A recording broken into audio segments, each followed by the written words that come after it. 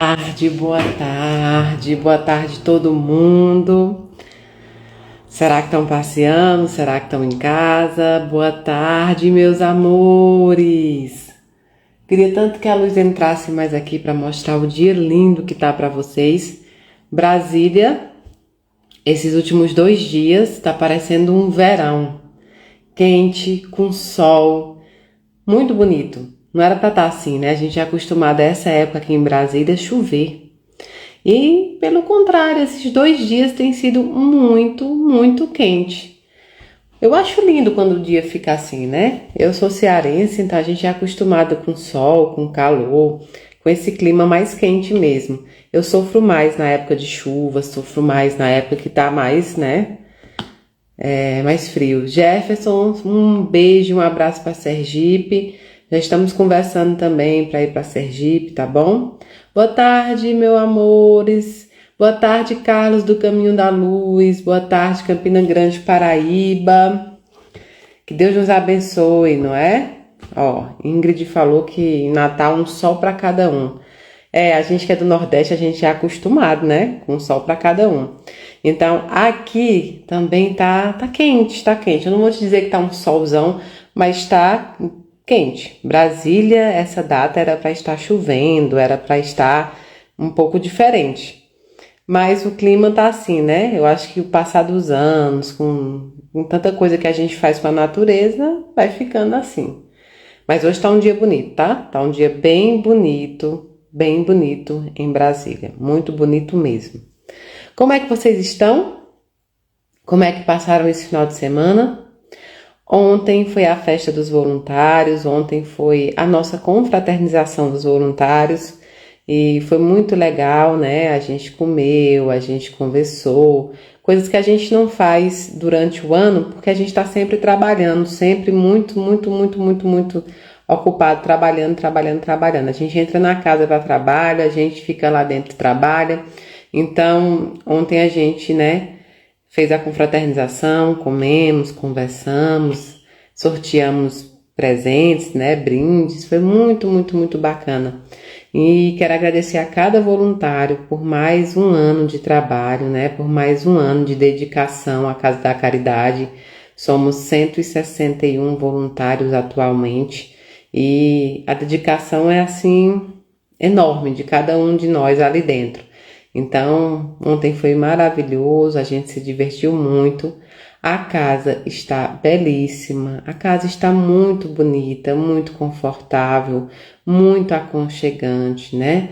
A casa tá uma casa, tá com cheiro de casa, né? De comida, tá com cheiro de família.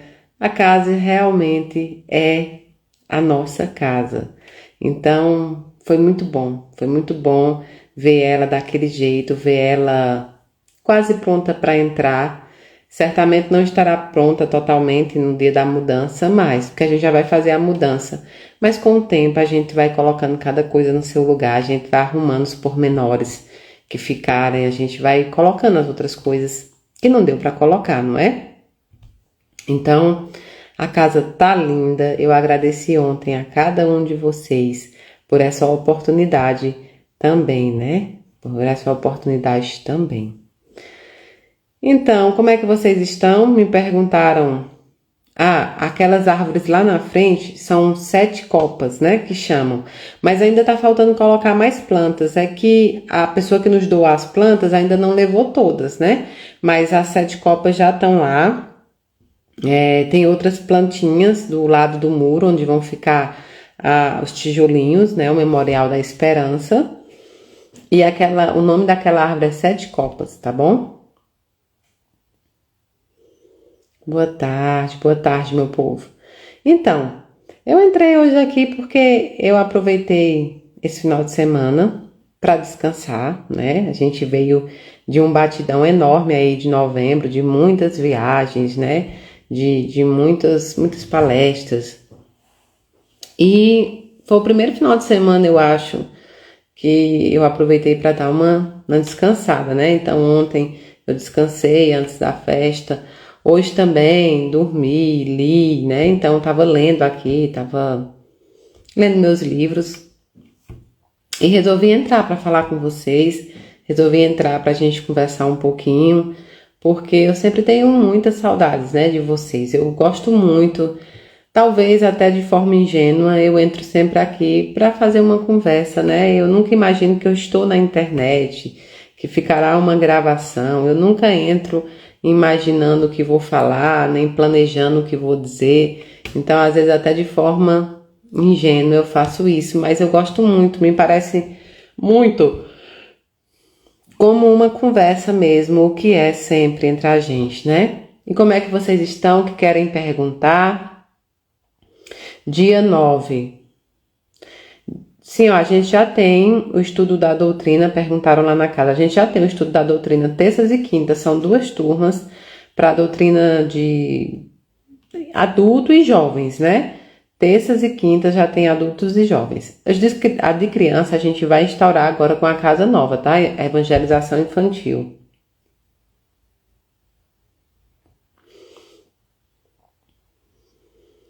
Certo. Dia 9, agora, semana que vem, nós temos café com o evangelho. Semana que vem não, gente. Dia 9 é quando? Dia 9 é amanhã, não é? Ué, eu acho que é amanhã o café com o evangelho. Vou dar uma olhada. Mas eu acho que é amanhã, dia 9, o café com o evangelho. Ou é dia 11, vou ver. Mas eu sei que dia 11 eu tenho o Refúgio da Esperança em Portugal, uma live. Dia 13 eu tenho Despertar. Olhem aí, mas eu acho que é amanhã. Eu ainda tô com sono, tá vendo? De tanto que foi batidão esses últimos meses. Foi um batidão terrível, viu? Mas foi muito bacana, muitas experiências, conheci muita gente nova, conheci muitas histórias, mas a gente fica cansada, né? O corpo físico também cansa. Mas hoje eu tirei o dia para descansar, ontem também, então foi muito bom. Aracaju, a gente já está planejando para ir para Aracaju. Ano que vem tem Recife, ano que vem tem Franca, ano que vem tem Minas Gerais, em Barbacena. E aí eu vou falando para vocês mais coisas do ano que vem. Nesse ano nós temos Café com o Evangelho amanhã. Dia 11, Refúgio da Esperança, uma live em Portugal. Dia 13 nós temos o Despertar. No dia 15 nós temos o Irmã Dulce, aqui em Brasília também presencial. No dia 22 eu tô no Evangelho, na hora do Evangelho, com o Manu. E no dia 24, se eu não me engano, tem a minha mensagem de Natal para vocês, tá bom?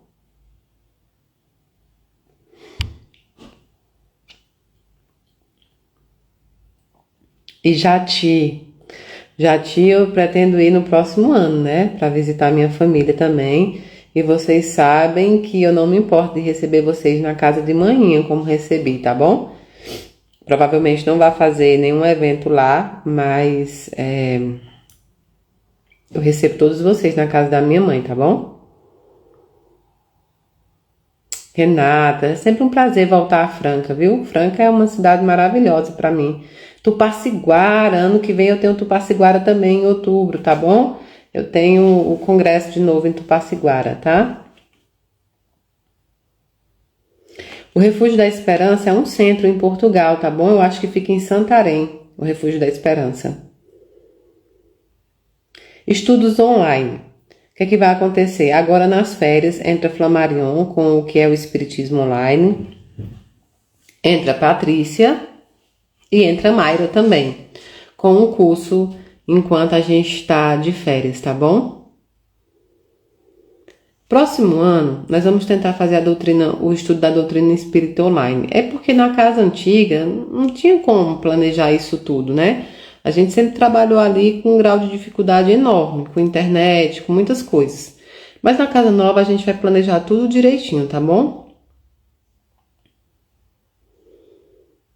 O meu chefe é de Araraquara, tá? Boa tarde, meus amores. E nos Estados Unidos, Mayra, você tem plano de vir?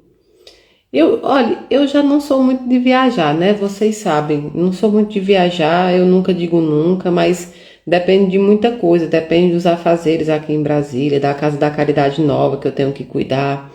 É, depende se eu vou ter condição de financiar, depende de muita coisa, tá? Mas eu vou sempre avisando aqui, o que eu vou no ano que vem, tá certo? Santa Catarina nunca fui também, tá? Vamos. Boa tarde, Raquel, boa tarde. Maína ou é Maina? Maina. Belém nunca fui. Fortaleza já fui, mas não a trabalho do Espiritismo. Boa tarde, Éden. Vamos fazer o seguinte, a gente vai continuar a conversa, mas vamos ler o nosso livrinho, que a gente sempre lê. Opinião Espírita. Esse livro é maravilhoso, notem esse livro. Opinião Espírita. É um livro que você pode ler e reler o tempo inteiro, porque é um livro só de grandes ensinamentos mesmo. Olha, o primeiro que saiu a ler foi da Fernanda Guimarães, item 6. Vamos ver o item 6. Fernanda Guimarães falou item 6. Facho libertador, Facho libertador. Capítulo 6, Facho libertador. No livro, a página é 37.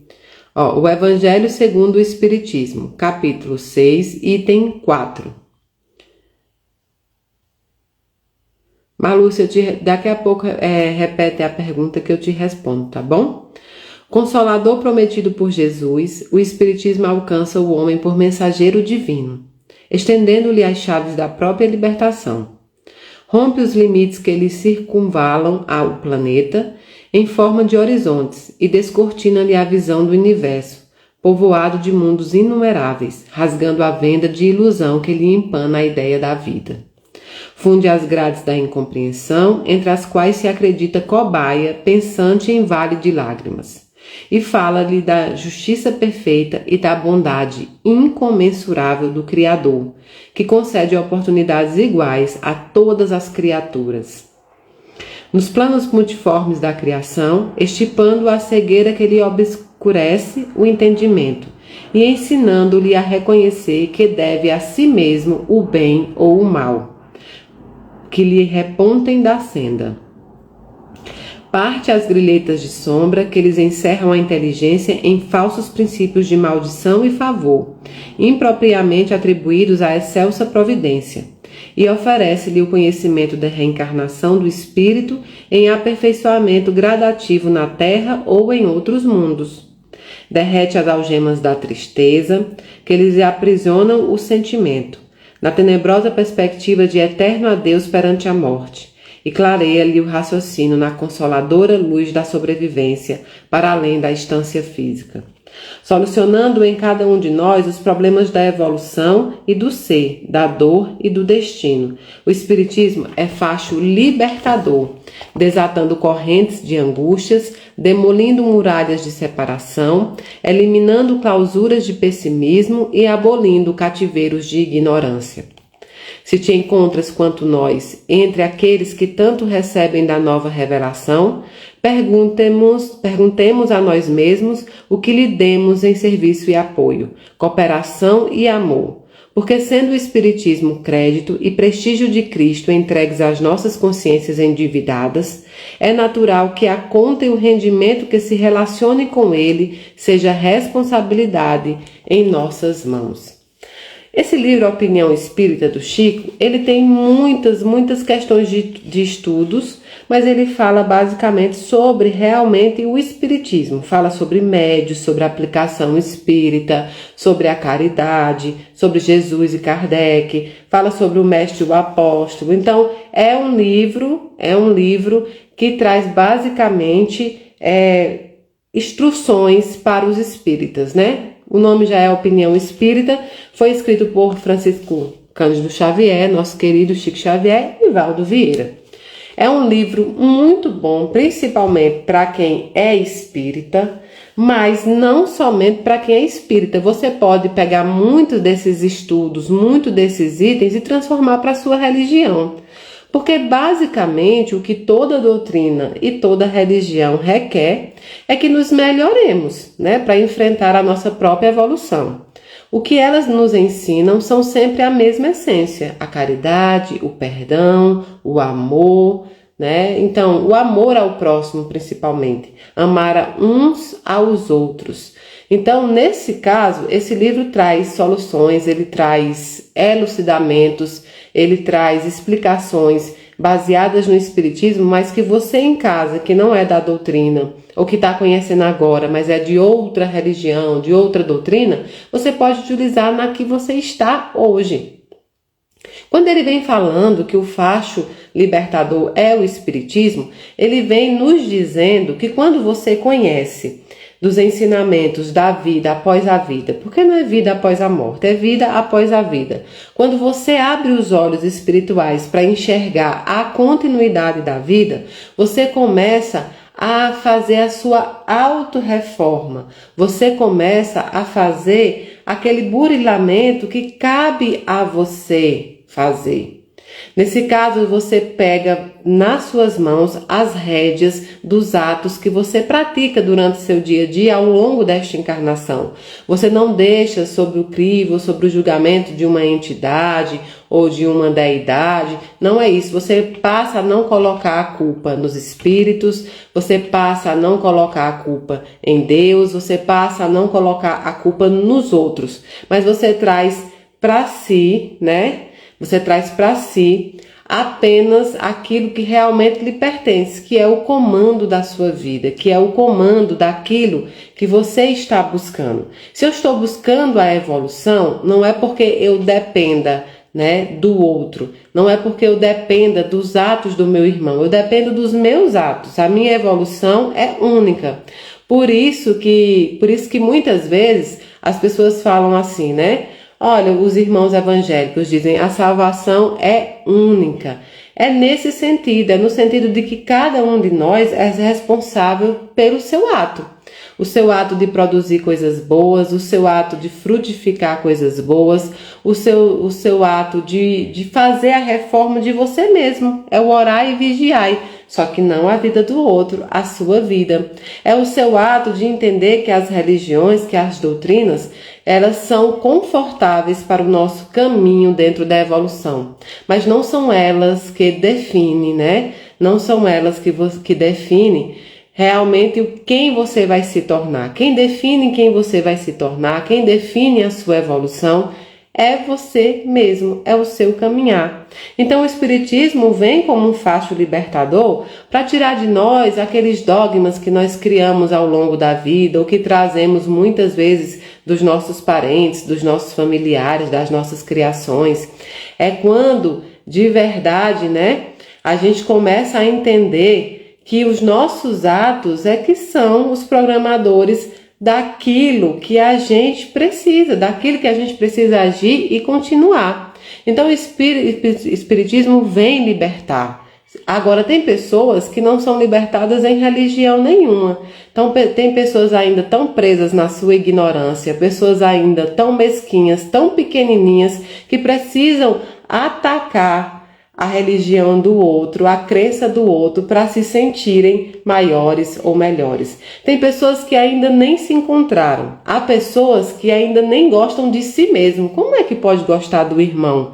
Tem pessoas que não têm a crença nem nela mesma. E é muito difícil. Quando você não crê em você mesmo, como você vai crer em qualquer outra coisa? Tem pessoas que ainda sequer encontraram com Deus, porque Deus tem que estar dentro de você, não fora de você. Deus não está dentro dos templos de pedra. Deus tem que estar dentro de você. O que você coloca para fora teria que ser o que Deus diria. Será que o que você está dizendo é o que Deus diria? Será que da sua boca, será que do seu teclado, do seu celular, está saindo o que Deus diria para os irmãos? Se não está saindo, meu irmão, é porque você sequer se conhece. Mas eu entendo, porque muitas dessas pessoas ainda presas à sua ignorância, elas são frustradas, não conseguiram conquistar algo na vida porque realmente são incapazes de ver o amor, incapazes de ver as pessoas e diante da sua frustração, né, só pode colocar para fora aquilo que o coração tá cheio. O que é que a gente fala? A boca fala do que o coração tá cheio. Se você tem um coração ruim, se você tem um coração cheio de mágoa, se você tem um coração cheio de frustração, se você tem um coração cheio de coisas ruins, só vai colocar para fora coisas ruins. Nada mais natural do que isso. Mas se você tem um coração bom, se você tem um coração puro, se você tem um coração para amar o próximo, você vai colocar para fora coisas boas que vão edificar as pessoas. Muitas dessas pessoas, ainda presas à sua ignorância, só vão conhecer a verdade quando desencarnarem. E aí passa todo um processo, né? Todo um processo para depois evoluir. Todo um processo para depois ter que lidar com suas próprias faltas. Por isso que é melhor que a gente lide com as frustrações de coisas que a gente não consegue na vida, de atos que a gente cometeu aqui, para que a gente não possa, né? Para que a gente não possa ir para o outro plano para poder resgatar as faltas que a gente, né, resgata aqui. Então, esse livro, ele traz, assim, ilustrações perfeitas sobre o espiritismo. Eu acho que todo espírita deveria ler esse livro. Eu acho que todo espírita tinha que ler esse livro várias vezes. Tem vários itens aqui que fala sobre como ser espírita, o verdadeiro espírita, e é de fato maravilhoso. Mas o facho libertador, aqui chamado de espiritismo, pode ser muitas outras verdades, outras religiões, aquele que faz sentido para você. A religião, né? A religião que te faz melhor, a religião que te faz fazer o bem, a religião que te faz ser bondoso. Aquela que faz com que você ande no caminho da evolução. Essa sim é que vale a pena seguir. Essa sim é que vale a pena você exercer, né? Então, se você puder, leia esse livro, ó, Opinião Espírita. É um livro muito bom. Não importa se você é espírita ou não. Tudo que ele ensina aqui, tudo que Chico e Valdo escreveu aqui, serve para qualquer pessoa de qualquer religião mesmo, tá? Então, a gente leu o Facho Libertador, né? A gente leu o Facho Libertador e a gente tem que entender que nem todo mundo está pronto para se libertar. Algumas pessoas cometem atos na sua vida, durante a sua vida, com mães, com familiares, atos violentos, e que depois esses atos violentos, esses erros do passado, faz com que essas pessoas se transformem no que elas são no presente. O que não deveria, porque todo mundo erra, todo mundo pode consertar seus erros, todo mundo pode se tornar pessoa melhor. Você não está preso a erros do seu passado. Você não está preso nesse ódio absurdo que você cria de pessoas que você sequer conhece. Isso que você projeta nas outras pessoas é a frustração do que você não conseguiu se tornar. É a frustração daquilo que você não consegue mudar. Portanto, faça uma avaliação quando você estiver com o coração cheio de ódio, se é isso mesmo que você deseja para a sua evolução. Porque ainda tem muito tempo, né, de caminhada, ainda tem muito tempo para a gente seguir a nossa evolução. Nós temos muitas e muitas encarnações para nos melhorar, nós temos muitas chances, mas não fique preso ao passado, não fique preso na frustração de algo que você não conhece. O que você fez no passado não determina quem você é hoje. E de toda forma, se você me escuta, é porque algo de bom entra em você. De toda forma, se você me escuta, é porque algo te atrai até a mim. Então eu fico muito feliz em poder falar para todos. São todos muito, muito bem-vindos. Minha avó dizia um ditado assim, ó: água mole, pedra dura, tanto bate até que fura. E é a mais pura verdade. Falar de amor, uma hora entra amor. Não tem como entrar outra coisa, não é?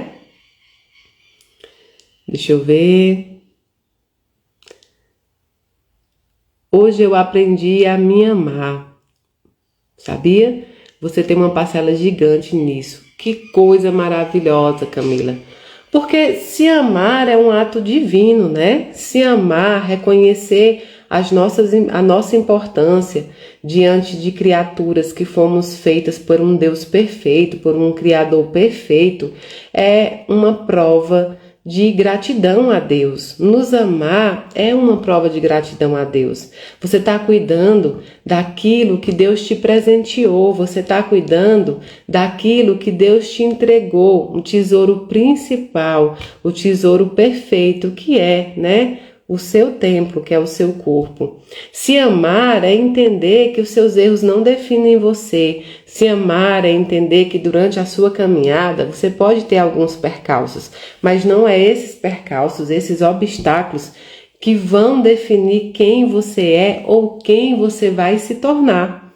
Pelo contrário, o que vai definir isso numa vida após a vida ou qualquer outra coisa é justamente a luta que você teve para se tornar uma pessoa melhor. No espiritismo, né, a gente diz que conhece-se um bom espírita, né, pela sua facilidade ou pelo seu esforço de reformar as suas más inclinações.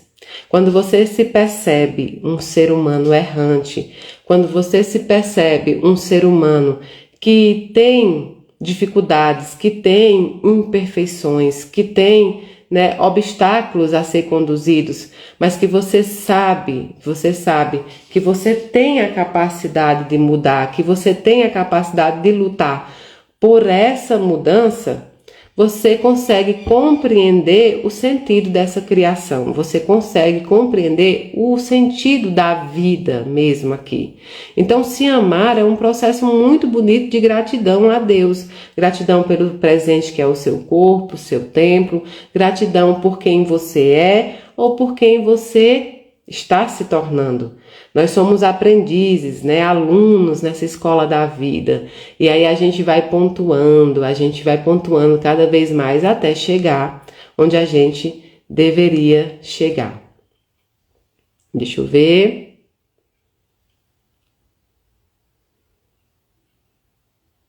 A Thaisa pergunta se é possível escolher não reencarnar novamente depois do desencarne. Essa é uma questão que necessita saber qual é o grau de evolução do espírito, né? Qual é o grau de evolução que esse espírito está. Alguns espíritos não precisam mais retornar ao planeta Terra para, né, reencarnar, mas alguns deles escolhem voltar para ser missionário, para ter uma missão, muitas vezes para ajudar pessoas, né, que estão aqui, pessoas queridas a eles, pessoas que eles têm muito amor. Mas não é uma escolha de todo mundo. A reencarnação é, ante tudo, uma oportunidade que nós temos de resgate, uma oportunidade que nós temos de reformar atos que nós praticamos. Agora, quando a gente completa esses ciclos de reencarnação, aí sim, aí a escolha de vir pode ser nossa, né? Desde que a gente queira vir aqui cumprir uma missão, desde que a gente venha aqui para ajudar aqueles que ficaram, tá certo?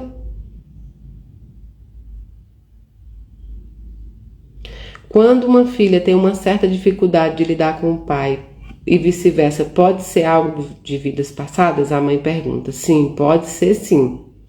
Só que a gente não pode só se basear nisso, a gente não pode pegar todos os casos, colocar numa caixinha só e dar uma sentença para as mesmas relações, não é isso.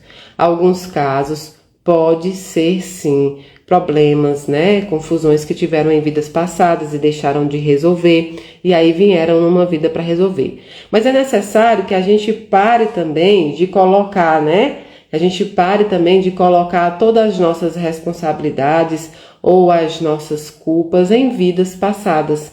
É necessário que a gente tome a rédea dessa vida, né? Muitos dos atos que nós praticamos foram nessa vida. Muito das nossas dificuldades de relacionamento são dessa vida.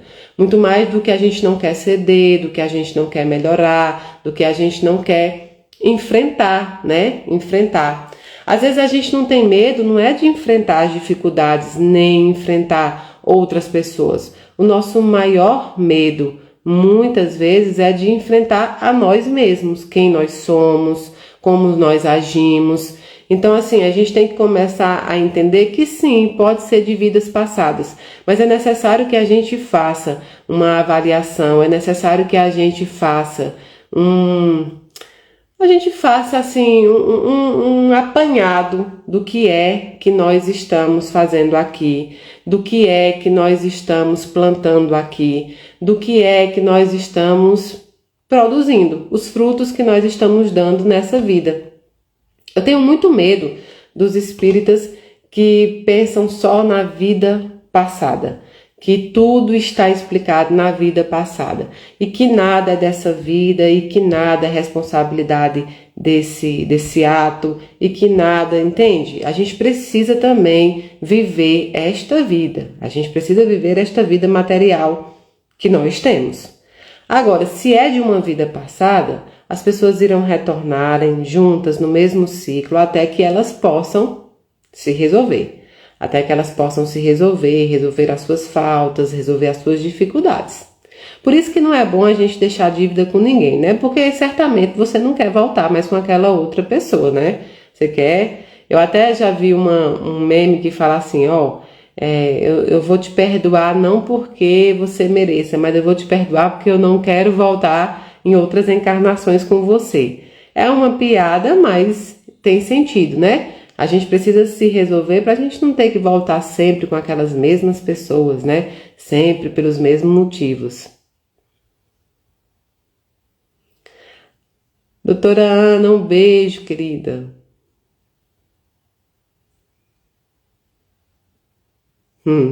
Eu gosto dessa piada também, né? Não vou te perdoar, né? Boa tarde, Alessandra.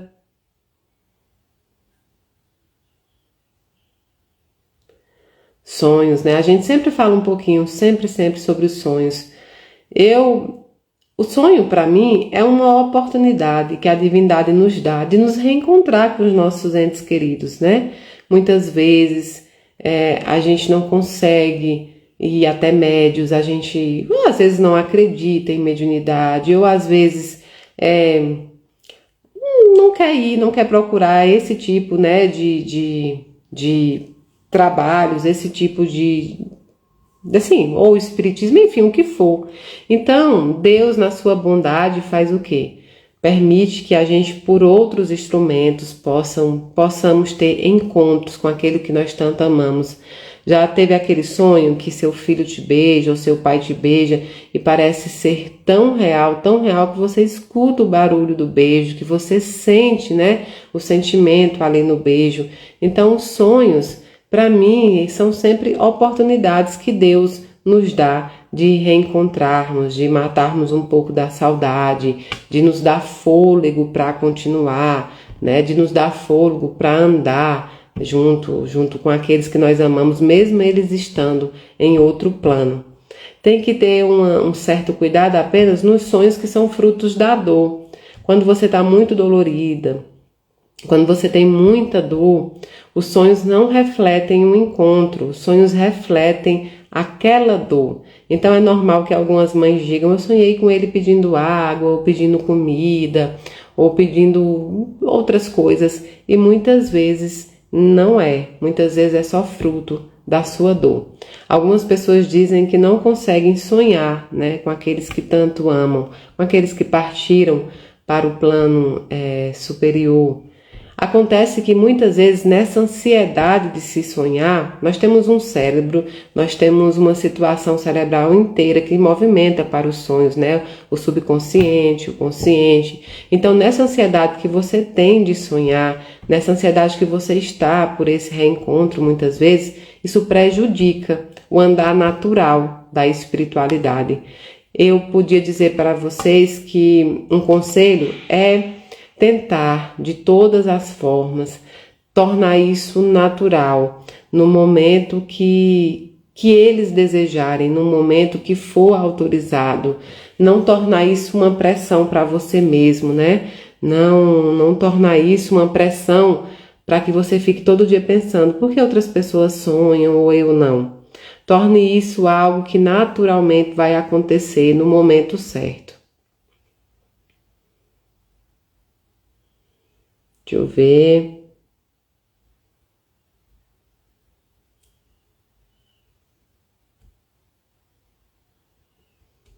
Alguém falou de perdão.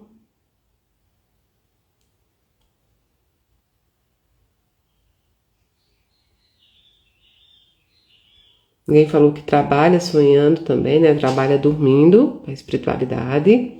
Joelminha, te amo, meu bem.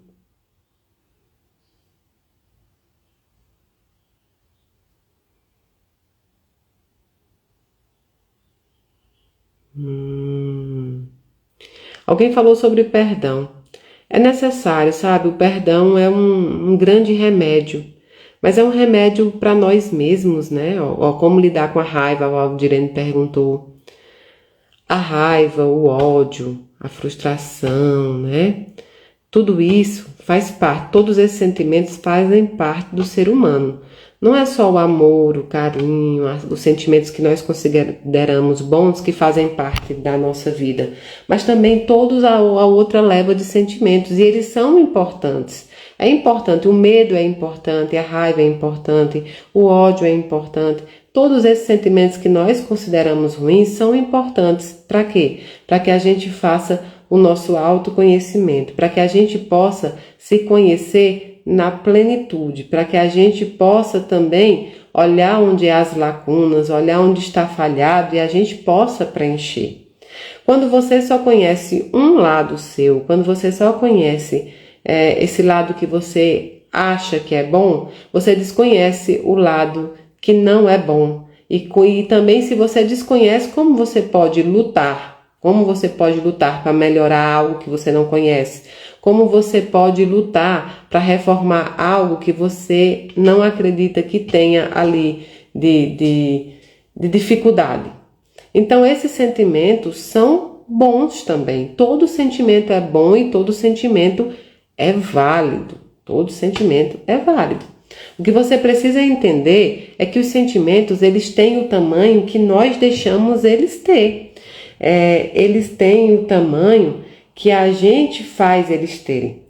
A agressão de alguém, a conduta de alguém em relação a você tem o tamanho que você determina para a sua vida.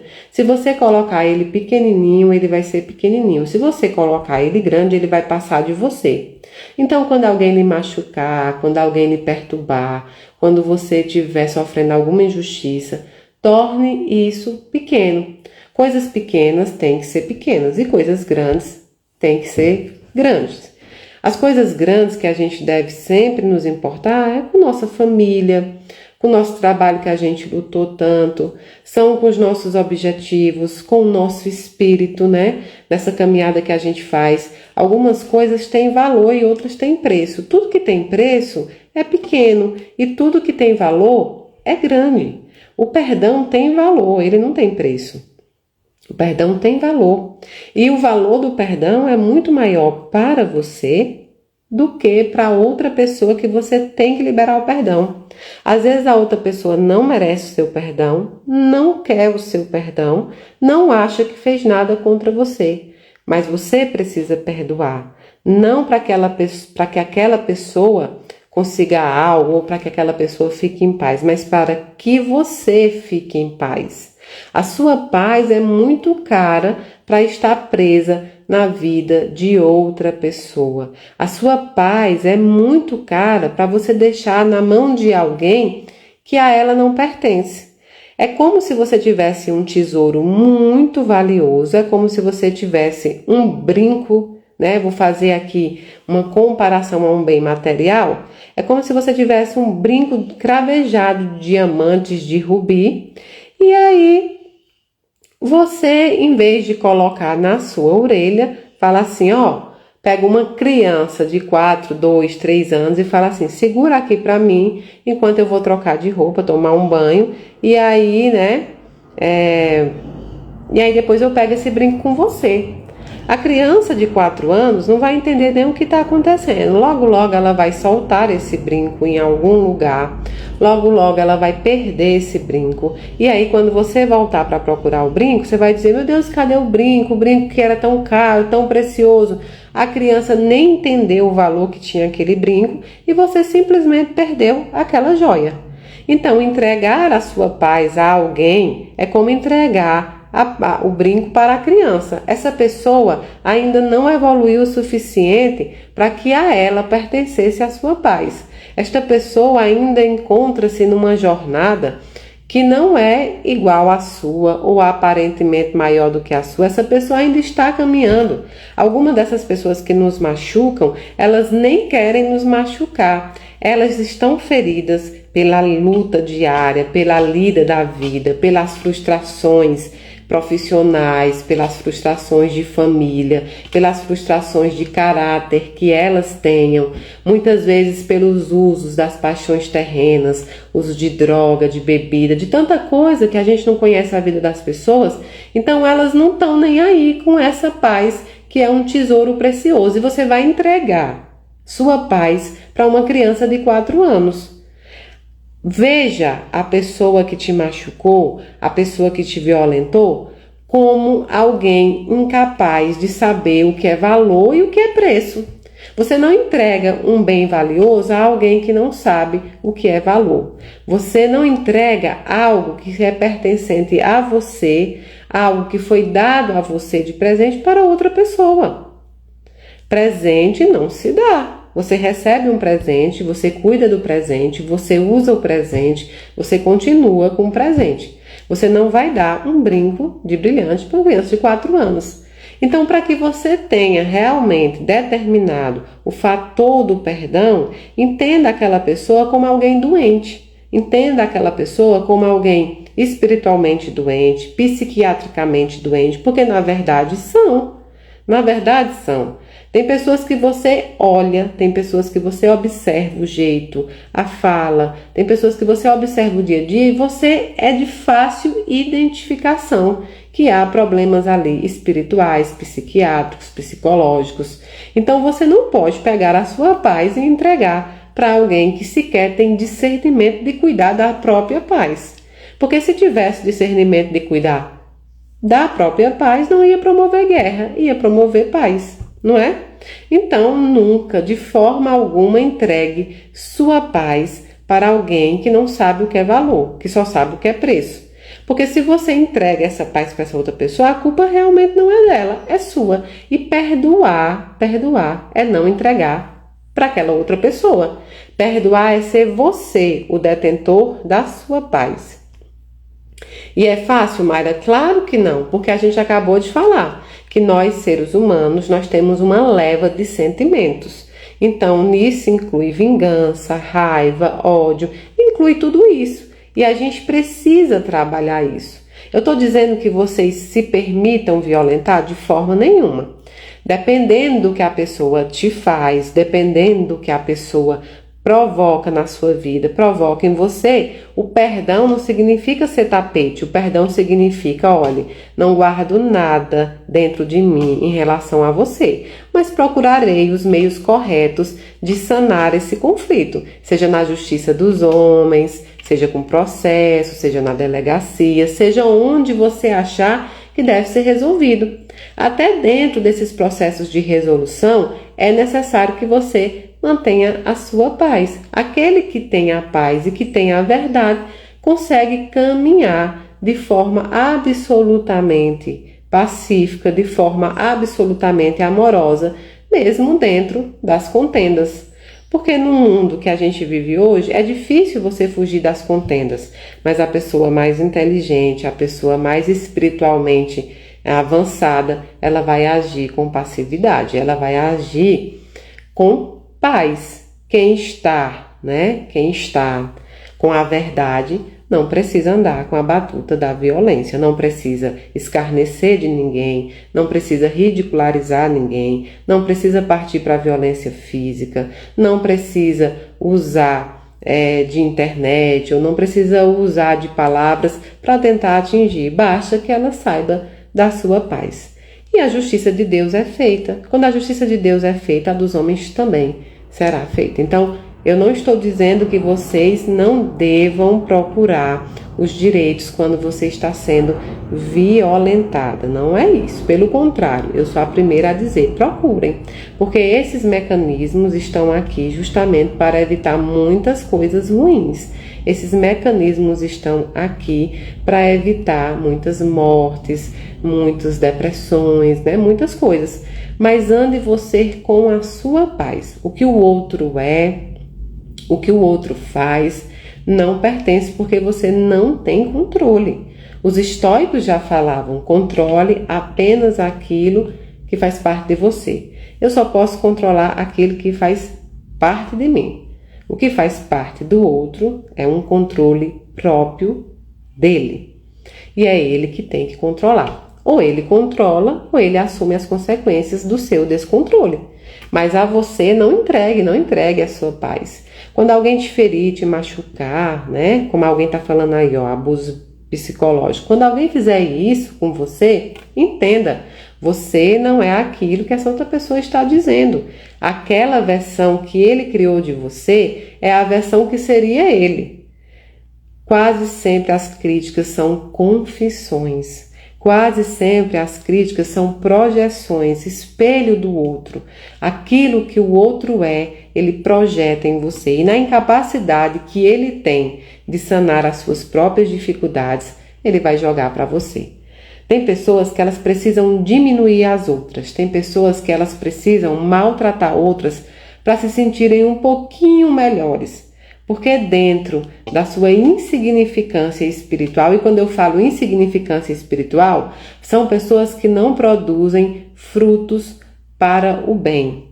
Pessoas que têm uma inutilidade social, uma inutilidade para este planeta. Ou seja, além de não produzir frutos, elas causam discórdia, violências, guerras, destroem famílias. Quem aqui não conhece uma pessoa desse jeito? Uma pessoa que fofoca, uma pessoa que aponta o dedo, uma pessoa que frustrada está e aí quer frustrar os outros, né? Uma pessoa que muitas vezes, né, você, por exemplo, você compra um carro, você lutou, aí eu vou falar de bens materiais porque fica mais fácil dar o exemplo.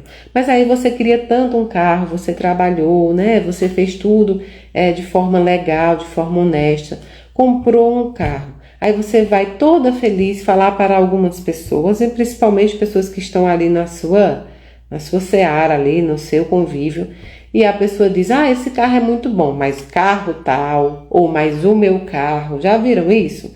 Tem pessoas que elas precisam diminuir as outras, diminuir a capacidade, diminuir as vitórias das outras.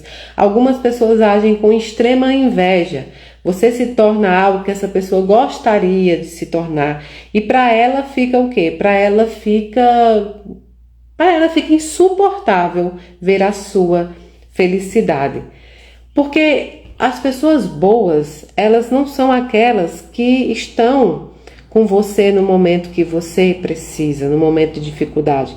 As melhores pessoas são aquelas que suportam a sua felicidade, que suportam quando você está feliz, que suportam quando você está bem, mesmo que sejam melhores do que ela, mesmo que você esteja melhor do que ela suporta a sua felicidade. Então essas são as pessoas que caminham para a evolução, ficar feliz com a felicidade do outro, mesmo que não seja a sua. Então nós temos no nosso dia a dia, nós temos, né, no nosso trabalho, na nossa congregação, nas nossas amizades, na nossa família, pessoas que invejam, pessoas que em vez de buscar fazer você como um modelo, querem o que você tem. E muitas vezes não querem o que você tem, querem apenas destruir aquilo que você tem ou aquilo que você conseguiu. E algumas dessas pessoas, para não dizer a grande maioria, são doentes. Isso também é uma doença espiritual, isso é uma incapacidade espiritual. E o que a gente tem que lutar é para que a gente não seja incapaz de reconhecer os nossos próprios defeitos. A gente tem que lutar para que a gente seja capaz de reconhecer as nossas faltas e melhorá-las, e reconhecer aquelas nossas dificuldades e tornar elas bons exemplos e instrumentos para fazer o bem. Porque se a gente cada um tratar de si, isso vai diminuir até se acabar. Mayra, como é que eu lido com os invejosos? Sendo feliz.